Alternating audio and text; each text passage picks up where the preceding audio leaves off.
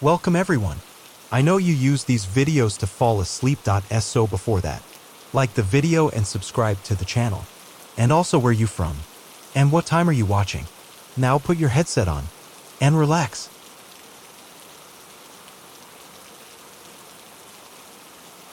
The house was never silent.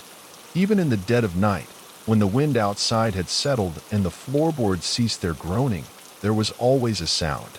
A whisper. Samantha had grown up hearing the stories. The old Blackwood Manor, nestled deep in the countryside, had always been a place of mystery and fear. It had stood abandoned for decades, an empty relic of a family that had simply vanished without a trace. No bodies, no explanations, just gone. And now it belonged to her inheritance, a house she had never seen but had always belonged to her bloodline. Samantha was not a woman easily swayed by superstition. She was logical, a realist, but something about Blackwood Manor had always unnerved her. Maybe it was the way people spoke in hushed tones whenever she mentioned it, or the way her mother's face darkened the moment she brought up the idea of moving in. You shouldn't go there, her mother had warned, gripping her wrist a little too tight. Some houses remember. Samantha had laughed it off. Remember what? She had teased. Her mother hadn't answered. She had only stared. And now, standing before the towering Gothic structure, Samantha felt something cold slither down her spine. The house loomed over her, its windows dark and lifeless. Yet, as she fumbled with the rusted keys, she could almost feel it watching her, waiting, welcoming her home. The inside was worse. Dust coated every surface, the air thick with the scent of decay and time. The wooden staircase creaked under her weight as she explored, her flashlight casting long, shifting shadows across the walls. She had expected it to feel empty, but it didn't. The rooms were silent, but not lifeless, as if something unseen still lingered in the corners, in the walls, in the air itself. Watching, waiting, then a whisper, soft, faint, coming from the attic. Samantha froze. The sound was too clear to be the wind. It was a voice, a child's voice, and it was calling her name. Samantha's breath hitched. The whisper was too real, too close. She shone her flashlight toward the ceiling, where the attic door loomed in the darkness. It was slightly ajar. A thin sliver of pitch-black space gaped from the opening, like a hungry mouth. "No way," she muttered, shaking her head. Every nerve in her body screamed at her to leave, to run. But something about the voice, it felt familiar, like a memory she couldn't quite place. Taking a slow, shaky breath, she climbed the narrow ladder. The wooden steps groaned beneath her weight as she pushed open the attic door and pulled herself inside. The attic was a graveyard of forgotten things.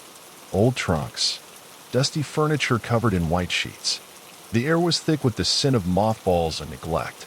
Her flashlight flickered, the beam struggling to cut through the dense darkness. Then, a scuttling sound, somewhere behind the old furniture. Samantha whirled around. Nothing, just shadows. Then a whisper, "Samantha." Her blood turned to ice. It was coming from the far corner of the attic, a place hidden behind a row of old, decaying trunks. She forced her feet to move. Each step felt heavier, colder. When she reached the trunks, she hesitated. Something felt wrong. She could almost hear breathing on the other side. Slow, ragged, like something waiting for her. She swallowed hard and reached for the largest trunk. It was ancient, its leather surface cracked and peeling. Something told her she shouldn't open it, that whatever was inside should stay buried. But her hands moved on their own. She unlatched the rusted locks. The trunk creaked open, and inside, a mirror, a large, antique mirror. But something was wrong with it. The glass was cracked, not in a normal way, but in a pattern that looked almost like veins, like something was trying to break out. She lifted the flashlight, and then the reflection moved. Not her. Something else. Something that shouldn't be there. It was her face, but it wasn't her. The eyes were wrong, darker, hollow. The lips curled into a slow, unnatural smile. And then it spoke. "You left me here." Samantha's body locked up. She stumbled back, knocking over a stack of crates. Dust exploded into the air. "No," she whispered. "This isn't real." But the thing in the mirror only grinned wider. "You don't remember, do you?" it whispered. "You left me behind, in the dark. And now, I want out." Memories rushed through Samantha's mind. Flashes of something she had long forgotten. A childhood game. A dare. She and her sister, Emily, had played in this attic years ago. They had always heard the whispers. Always felt something was watching. One night, they had decided to trap it. To prove it was real. They had drawn symbols on the mirror's surface. Chanted nonsense words they had read in old books. And then, the whispering had stopped. The attic had gone silent. Emily had laughed. "See? It's gone." And then, Emily had disappeared. Vanished. No one had ever found her. They had blamed it on the storm that had hit that night. They had searched the house, the woods, the wells. But deep down, Samantha had always known. Emily had never left the attic. And now, she was inside the mirror. Samantha's chest tightened. The reflection tilted its head. "You left me. You have to take my place." And then the glass cracked wider. Something reached out. A hand. Emily's hand. Rotten. Pale. Twisted. Grabbing for Samantha's wrist. Pulling her toward the glass. She screamed, jerking back. But the mirror pulled harder. The attic tilted. Everything spun. Her vision blurred. And then the darkness swallowed her whole. Samantha's lungs burned as she tumbled into the darkness. She expected to hit the floor of the attic, hard wooden planks beneath her. But there was no floor. Only a deep, endless abyss. She fell and fell and fell. The world twisted around her, stretching like melted wax. Whispers slithered in her ears, voices overlapping. Some she recognized. Some she didn't. Then as she hit solid ground, the impact sent a sharp pain through her spine, but the surface beneath her was wrong. Cold. Hard. Smooth. She pushed herself up and froze. She was inside the mirror. But it wasn't just an ordinary reflection. The attic was here, but reversed. The trunks. The furniture. Even the dust in the air. Everything was a perfect, distorted copy of the real world.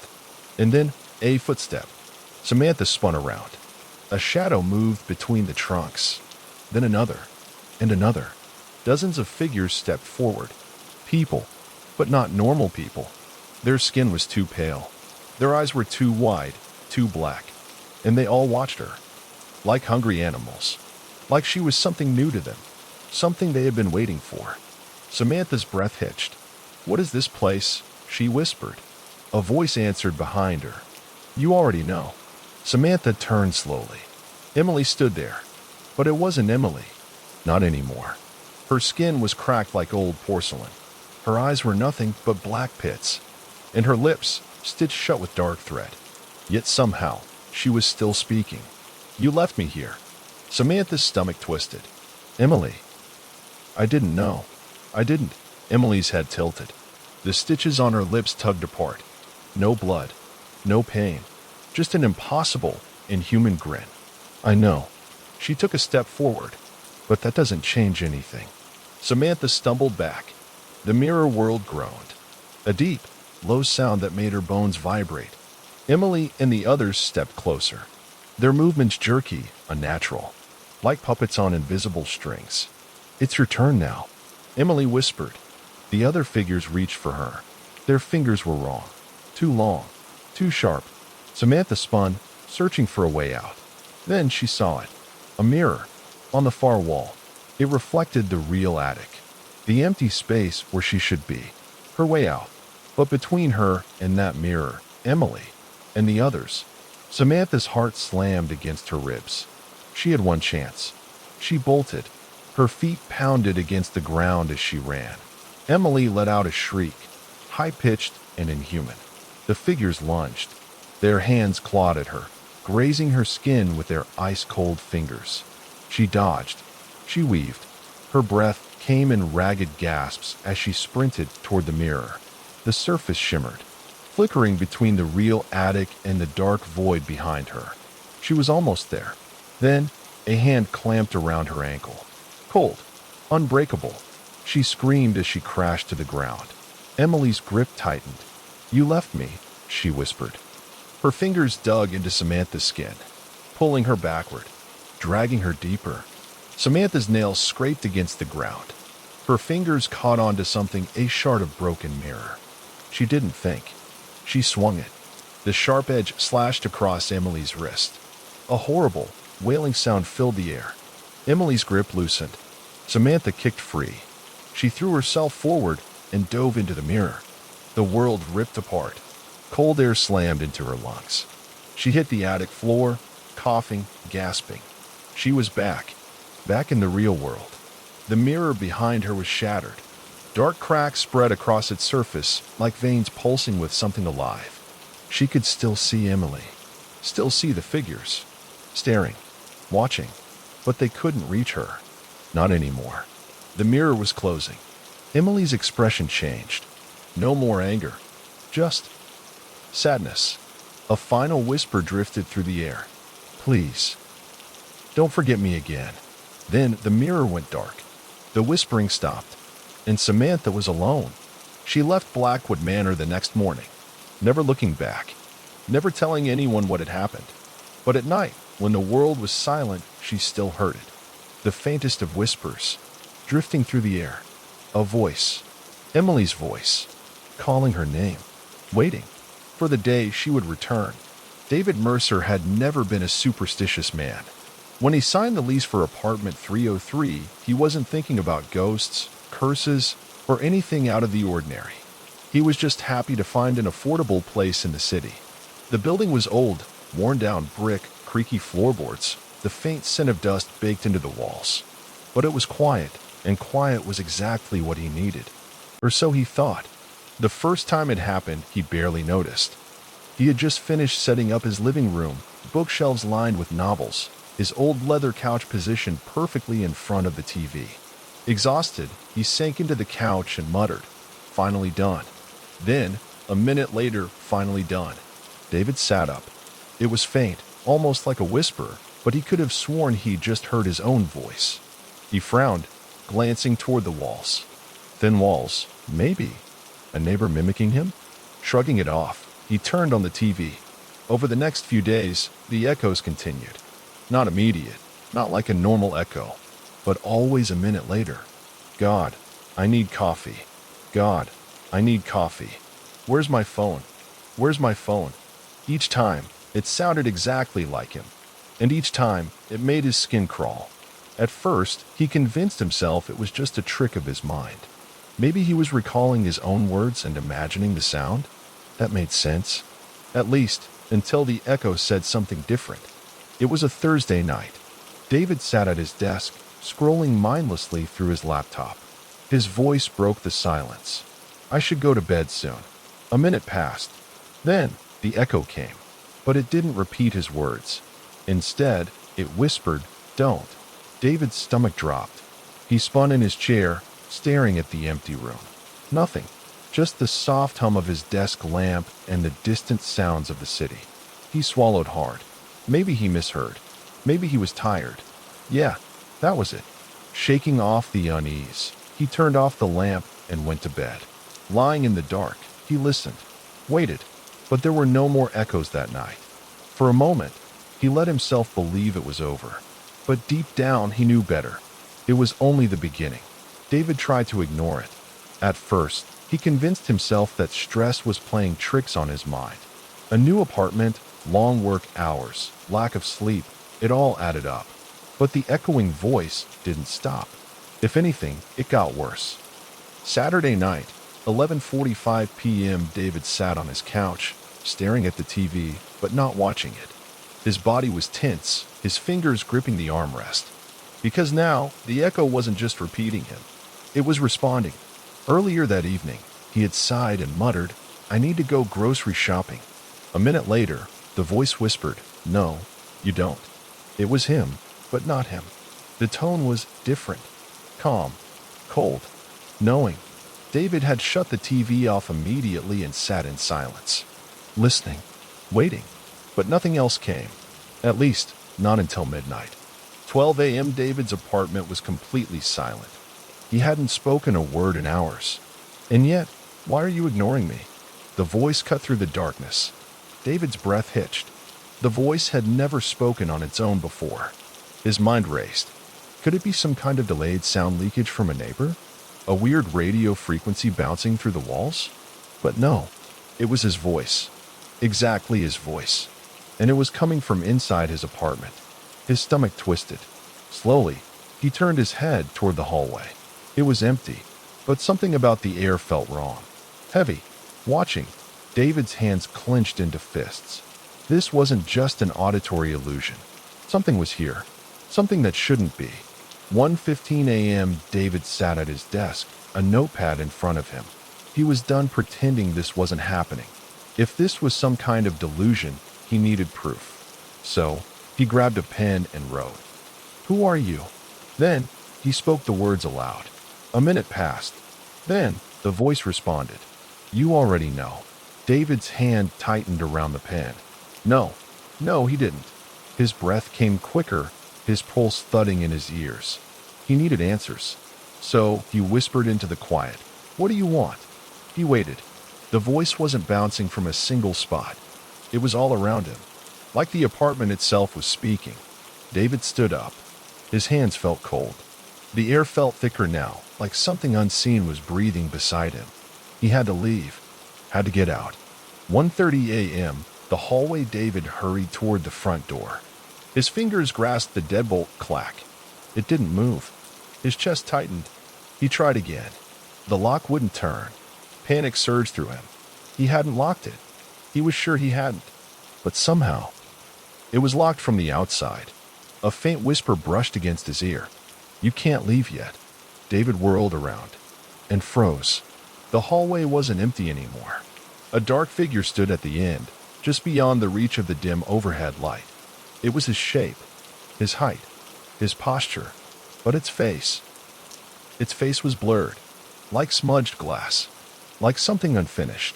David's breath came in sharp gasps. His mind screamed at him to run, but his body refused to move. The figure took one step forward, then another.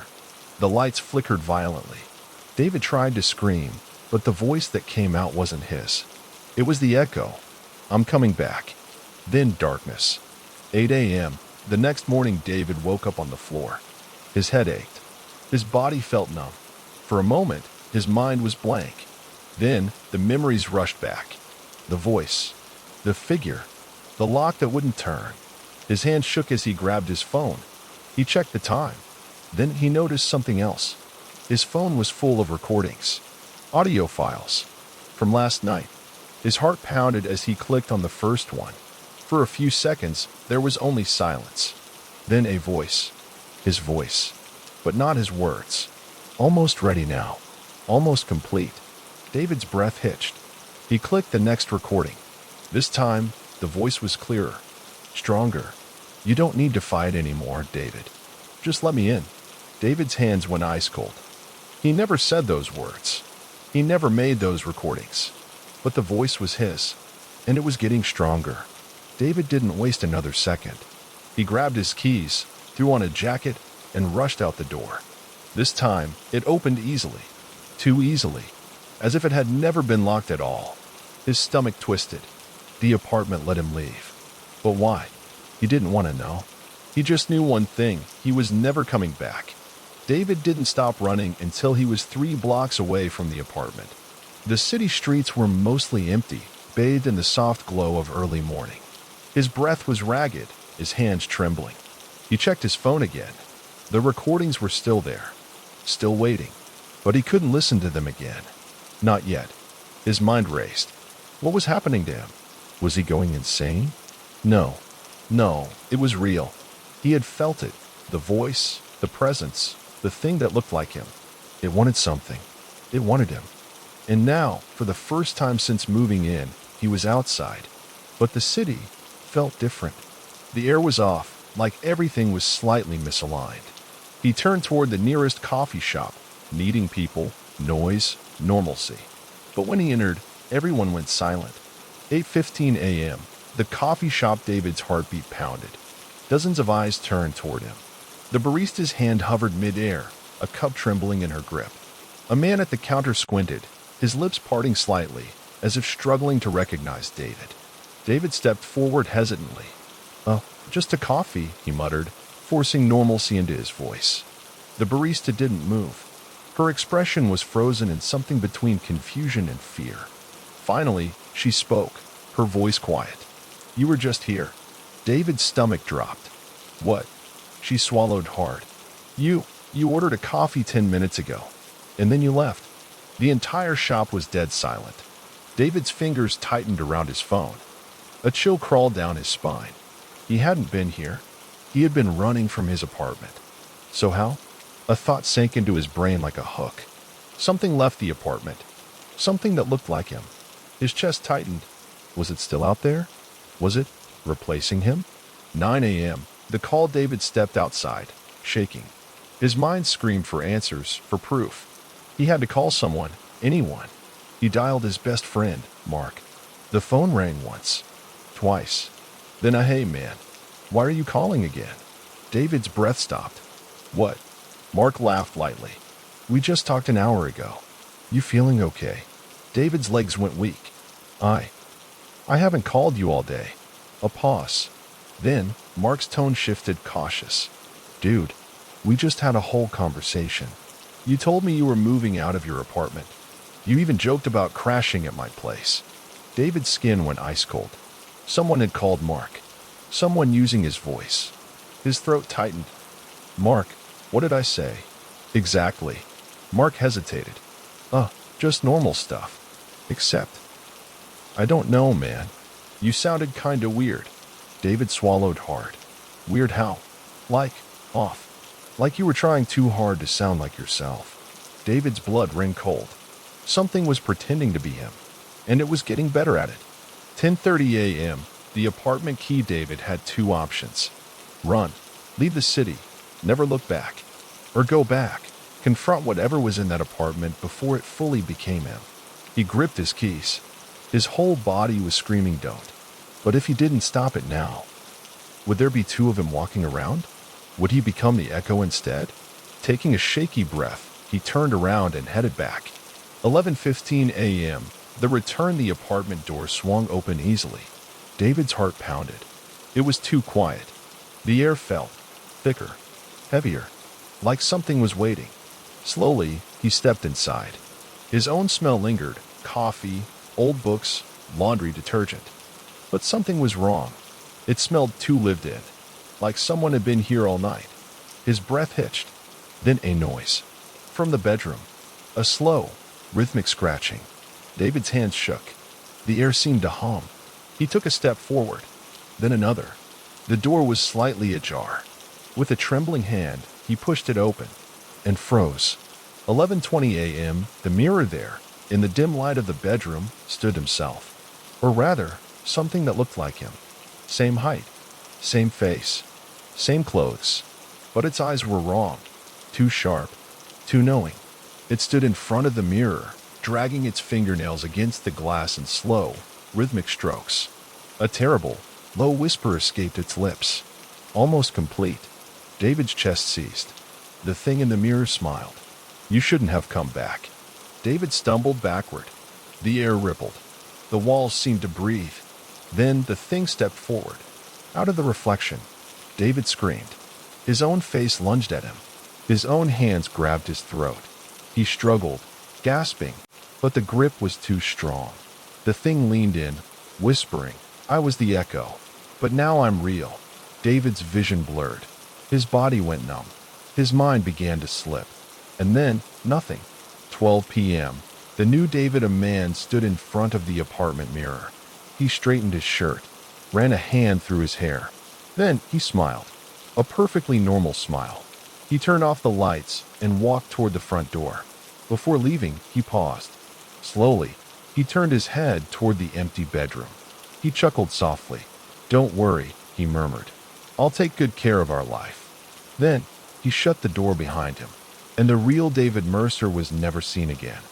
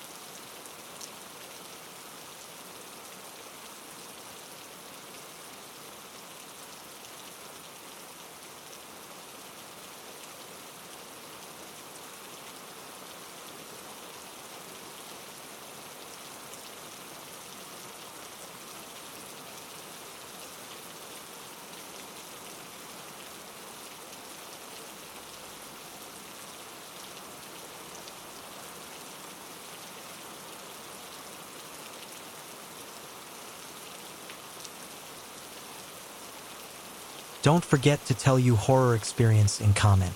Subscribe our channels for more scary and horror stories.